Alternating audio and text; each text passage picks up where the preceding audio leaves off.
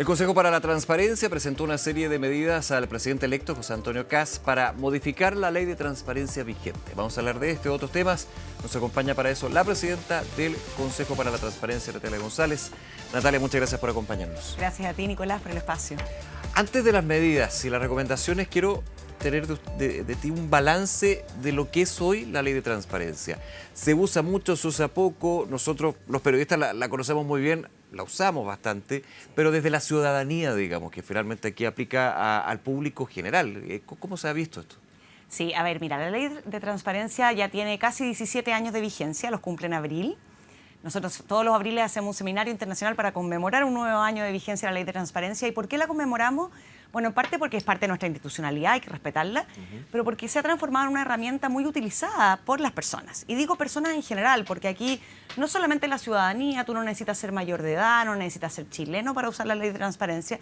Todas las personas, incluso adolescentes, escolares, la han usado. Pueden pedir información a través de la ley o acceder a la información que está disponible en el portal de transparencia. Fíjate que el año pasado tuvimos más de 300.000 solicitudes de acceso a la información pública, en una tendencia que va al alza desde que la ley está vigente. Nosotros resolvimos más de 14.000 casos en el Consejo, o sea, cuando el Estado deniega una solicitud de acceso, llega al Consejo y lo resolvemos. Claro. Y desde que el portal existe, que existe desde el año 2013, hemos tenido más de 50 millones de visitas. 50 millones. Y tú te vas fijando que las visitas o las solicitudes de acceso a la información se van concentrando en los distintos momentos en las prioridades y las necesidades de la ciudadanía. Cuando vino muy fuerte la ola migratoria, había muchas solicitudes de acceso a la información respecto a los temas migratorios. En los temas de seguridad hoy día, en que la gente quiere saber, por ejemplo, si el municipio tiene al día el plan comunal de seguridad y quiere verlo en su página web, quiere consultarlo. Lo mismo pasa con las catástrofes, ¿verdad? Si es que hay planes de catástrofes o alertas de catástrofes que estén publicadas en las distintas reparticiones públicas. Cuando vino lo de las licencias médicas, una gran cantidad de solicitudes de acceso a la información para saber en qué servicio había más licencias médicas, si se habían o no iniciado sumarios. Es muy atingente a lo que está pasando. Por un lado. Y por otro lado, y las necesidades también de las personas, evidentemente. Claro, y tú tienes muchas personas que usan la ley de transparencia para ejercer otros derechos. Entonces, por ejemplo, yo quiero saber qué sistema se está usando en educación pública para hacer la selección en los distintos colegios, para saber si mi hijo quedó en el colegio más cercano o en uno más lejano. ¿O por qué quedó ahí? ¿Por qué quedó ahí? ¿O por qué los hermanos quedaron separados, por ejemplo? ¿Qué procedimientos está usando? Hoy yo quiero saber qué becas hay disponibles desde el Estado para postular a la universidad o a los mismos colegios. Entonces, la gente utiliza la ley de transparencia para ejercer un derecho ulterior a la educación, un derecho a la salud. Entonces, es muy utilizada por la población en general. Y, por cierto, el periodismo la utiliza mucho, el periodismo de investigación. La academia utiliza mucho los datos que se obtienen a partir de la ley de transparencia, los centros de pensamiento. Mucho, sí. Entonces, una herramienta muy utilizada que nosotros valoramos infinitamente, pero que llegó la hora de modernizarla. Quiero hacer un punto ahí. Uno pensaría que el mundo ideal es tan lejano a la realidad, pero pensemos en un mundo ideal. En términos de la transparencia, sería no tener que recurrir a la ley de transparencia. Bueno, nosotros ahora... Es un mundo ideal. Sí, claramente. A ver. Y me imagino que también el modernizar no es que vayamos a derogar la ley, todo lo contrario, reforzarla, actualizarla. Hoy día, bajo la ley de transparencia, hay una serie de antecedentes que se tienen que poner a disposición del público, algunos muy formales, como por ejemplo, qué normas rigen a la repartición pública, el organigrama, pero también hay otros que son de mucho interés de la ciudadanía, como por ejemplo la ejecución presupuestaria.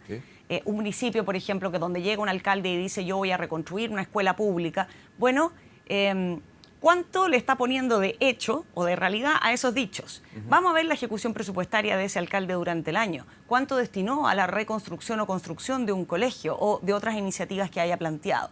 Luego, las reparticiones públicas transfieren muchos recursos a terceros y eso está muy bien si el Estado no se basta a sí mismo. Pero cuando tú transfieres a terceros, lo que tú quieres ver es que ese tercero tenga experiencia en la gestión que se le está encomendando. Ojalá haya llegado al Estado a través de un concurso público de competencia, antecedente y que después rinda cuenta. Para que decir, aquí nos acordamos de los casos convenios. Correcto. Entonces, toda esa información es muy valiosa y está ahí. Pero, por ejemplo, si yo hoy día quiero saber cuál es el nivel de ausentismo en el Estado, cuál es el nivel de ausentismo en el Ministerio del Interior, en el propio Consejo para la Transparencia, si yo quiero saber en qué están los procedimientos sumarios de las licencias médicas, ¿no es cierto?, de estas investigaciones que se ordenaron instruir. Si yo quiero saber efectivamente si ese tercero al cual el Estado le asignó recursos rindió o no cuentas de sus fondos. Hoy día esa es toda información que está disponible, pero que tú como persona tienes que ir a pedir. ¿Ya? No está activamente, proactivamente dispuesta en los portales de transparencia. Ya. Entonces, ¿por qué no avanzamos hacia una lógica en que la transparencia activa sea más bien la regla general, la regla por defecto, transparencia por diseño en el sistema? ¿Qué es transparencia activa? Transparencia activa es cuando los organismos del Estado están obligados a poner a disposición del público antecedentes. O sea, tú entras, por ejemplo, a la página web del Ministerio de Desarrollo Social, tú te vas al banner de transparencia o gobierno transparente, como se le llama, tú pinchas ahí y tú vas a ver ahí, por ejemplo, la cantidad de contrataciones que tiene esa repartición pública, cómo está ejecutando su presupuesto, los contratos que tiene con terceros. Entonces, ¿por qué no hacemos un poquito más sustantiva la información que está disponible ahí? Ahora, la pregunta, ¿se puede liberar toda la información? Hay causales de reserva en la ley de transparencia y que también la Constitución ya viene previendo que no todo es de interés de todos. ¿Ya? ¿Por qué? Porque pueden haber razones de seguridad nacional, pueden haber razones, por ejemplo, de salubridad pública. O gastos reservados, por ejemplo, pienso. Por ejemplo, ¿ya? O las votaciones. También hay una gran discusión al respecto, por caso, por ejemplo. Y de cómo se regulan y cómo cómo se rinden las cuentas de esos gastos. Sí. Pero, por ejemplo, también muchas veces dotaciones ya de personal policial o de PDI, que está bien, nosotros podemos entregar antecedentes estadísticos o generales, pero de repente dotaciones geográficamente muy específicas, es complejo porque tú también estás dando señales de la capacidad que tiene el Estado eventualmente para hacer frente a la delincuencia. ¿Ya? Entonces, pero eso está bastante claro lo que no se puede liberar. Exactamente. Ya. Y la idea es respetar esas reglas, mantener esas reglas, pero sí disponibilizar información. Hoy día, por ejemplo, el Ministerio de Salud tiene una serie de información sobre el avance de las listas de espera, de los procesos de vacunación. ¿Por qué no disponibilizar esa información y hacerle más fácil al ciudadano y hacerle la carrera un poquito menos de obstáculos para llegar a la información que al final se gesta y se mantiene con recursos de todos los chilenos? Sí, claro. ¿Cómo modernizar la ley? Y también cuáles son las medidas que ustedes proponen al futuro gobierno, en este caso de José Antonio Caz. Mira, déjame mostrarte este documento, que es el documento que nosotros le entregamos al presidente electo José Antonio Caz, que contiene diagramadamente de manera muy sencilla, en lenguaje claro, como intentamos siempre en el Consejo transmitir nuestra información, las propuestas para una nueva ley de transparencia. Modernizar y fortalecer el derecho de acceso a la información pública y la probidad. Así es. ¿Y qué es lo que contiene? Más allá de lo que ya te acabo de decir, hoy día tú tienes una serie de organismos públicos que están obligados, pero de una manera menos enfática que otros. O sea, por ejemplo, la Administración Central, ministerios, municipios, gobiernos regionales, plenamente obligados por la ley de transparencia. Es decir, si tú pones una solicitud de acceso a la información a un ministerio, no te contesta, vas al Consejo, el Consejo lo obliga y no te contestan, nosotros podemos sancionar. ¿Ya? ¿Se cumple en la mayoría de los casos? Se cumple. Ya, hay una buena aplicación de la ley. Sí. Y respeto a la ley. En algunos casos, cuando hemos detectado incumplimiento, hemos aplicado sanciones y hemos visto que acusan el golpe y empiezan a cumplir. ¿Ya? Pero ¿qué pasa? Hay organismos como el Poder Judicial, hay organismos como el Poder Legislativo, hay organismos autónomos constitucionales que están obligados por la ley de transparencia, pero que si no cumplen con la ley de transparencia, no existe un órgano garante, como el Consejo para la Transparencia, que vaya a fiscalizar o vaya a velar porque a ti realmente te entreguen la información. Y hoy día yo veo voluntad en la presidenta de la Corte Suprema, en que en su discurso inaugural del año judicial, ella quiere avanzar en probidad y transparencia. Muy potente. Hablaba de una situación vergonzosa. Una señal muy potente y con mucha voluntad de rectificar, de corregir, porque al final la transparencia redunda en la confianza institucional. Entonces, yo veo que hoy día hay un momento propicio. En el Poder Legislativo, la verdad es que la Cámara de Diputados ya aprobó en primer trámite un proyecto de ley que ingresó el año 2018 para perfeccionar la ley. Se atascó durante 7 años en el Senado. Estuvimos durante todo este gobierno con el proyecto paralizado.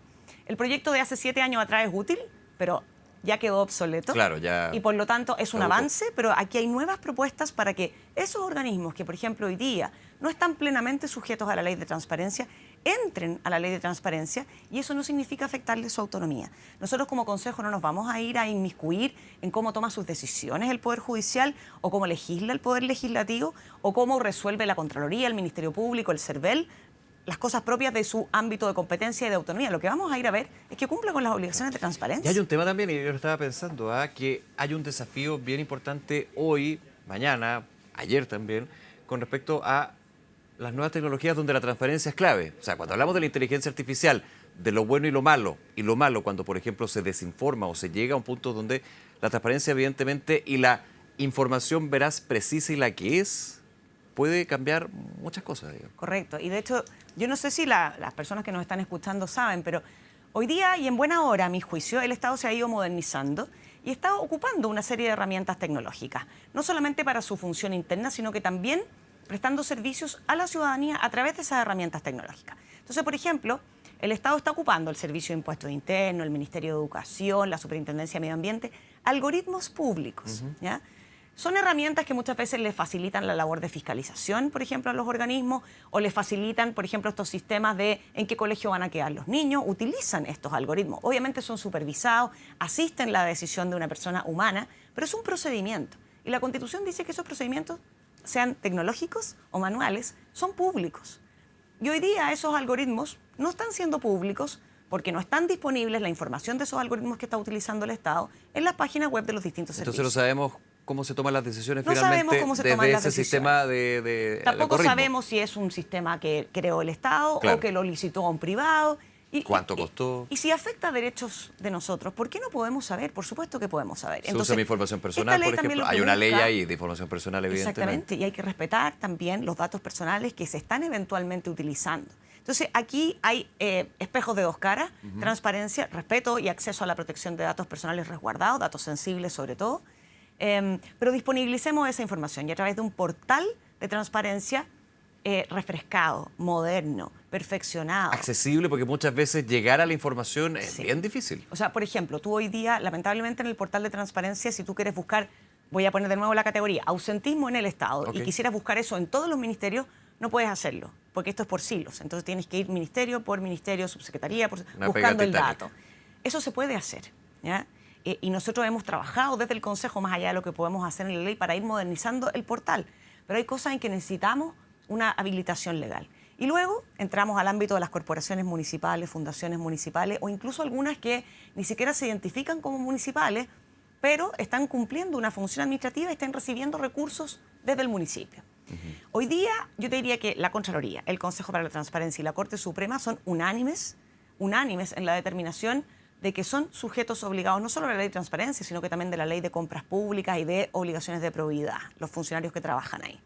Sin embargo, como en eso no está claro en la ley, estas corporaciones suelen disputar estos criterios. Ya. Y a veces estamos años en tribunales peleando de que sí son sujetos obligados bajo la ley de transparencia. Terminamos ganando esos juicios, pero 5, 6, 7, 8 años Pero después. ya se perdió. Entonces, aclaremos una cuestión que ya administrativamente resulta bastante clara. Ya, ¿se ve una mirada por parte del futuro gobierno con respecto a esto? ¿Una mirada en términos de avanzar hacia lo que postula el Consejo? Mira, nosotros le fuimos a entregar esta propuesta al presidente electo y yo valoro la disposición que tuvo tanto él como su equipo. Él nos recibió con la subsecretaria del Ministerio Secretaría General de la Presidencia, que es el ministerio con el cual el Consejo de la Transparencia se relaciona con el gobierno.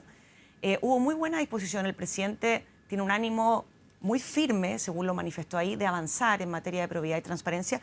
Por cierto, le hicimos entrega, él tendrá que estudiar estas propuestas, pero nos pareció que había una buena voluntad, una buena disposición, y al mismo tiempo vemos señales desde el Poder Judicial y desde un Poder Legislativo que ya hay algo por sobre donde construir, en que podríamos efectivamente avanzar.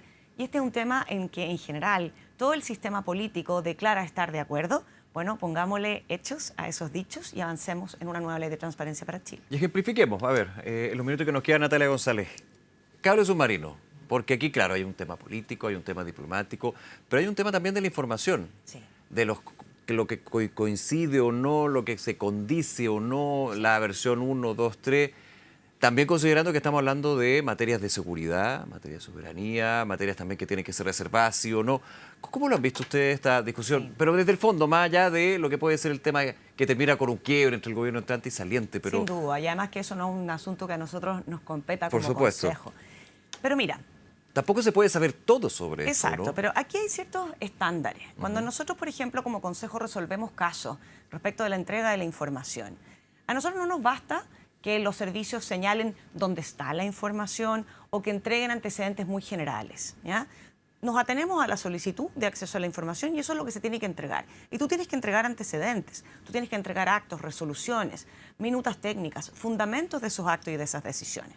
Entonces, si nosotros exigimos eso a las autoridades en ejercicio, con mayor razón creo yo, cuando tú estás ante un traspaso de mando, y donde hay temas tan relevantes y de una envergadura tal que pueden llegar a comprometer el interés nacional respecto a las relaciones internacionales y comerciales que tiene Chile con dos potencias mundiales muy importantes para el país, porque ambas son muy importantes para el país. Un tema de esta envergadura, a mi juicio, debió ser tratado con los papeles arriba de la mesa. Con los papelitos. Aquí está el decreto anulado, aquí están los fundamentos de por qué tomamos la primera decisión y los fundamentos de por qué tomamos la segunda decisión de anular este decreto. No solamente en la Subsecretaría de Telecomunicaciones, sino que eventualmente en Defensa, porque ahí también hay concesiones marítimas que tramitar. Sí. En el fondo, el pack completo, con todos los antecedentes, los estudios. Aquí no solamente estudios de privacidad, de seguridad de los datos y de seguridad también geopolítica, ¿no es cierto?, de este cable, sino que también de, por así decirlo, rentabilidad social, conveniencia de desarrollar un proyecto de estas características cuando hay otro que ya está en ejecución, ¿no es cierto? ¿Cuánto cuesta el segundo cable? ¿Quién lo financia? Todos esos antecedentes, si hoy día, por ejemplo, una persona sometiera una solicitud de acceso y los preguntara, salvo lo que es estrictamente reservado, ¿no es cierto?, y que podrían reservarte por seguridad nacional, por eso no todo es pertinente para todos, claro, pero sí para un mandatario entrante, ya, esos antecedentes son clave. Entonces, con todas las causales de reserva que incluso pudieran existir, tú tienes que entregar esos antecedentes. Entonces, no basta, o no es el estándar que por lo menos nosotros exigimos hoy, cuando se entrega información a cualquier persona, máxime a una autoridad entrante, ¿no es cierto?, un enunciado o una minuta en la que brevemente se refiere el tema. Una palabra a la pasada, digamos. Exactamente. Y entonces, a mi juicio, ese estándar de los antecedentes completos, información íntegra, completa, oportunamente entregada, ¿por qué no exigirlo también a las autoridades salientes respecto a las autoridades entrantes? Natalia González, presidenta del Consejo para la Transparencia, gracias nuevamente por acompañarnos. Gracias, Nicolás, a ustedes otra vez por la oportunidad. Muy bien.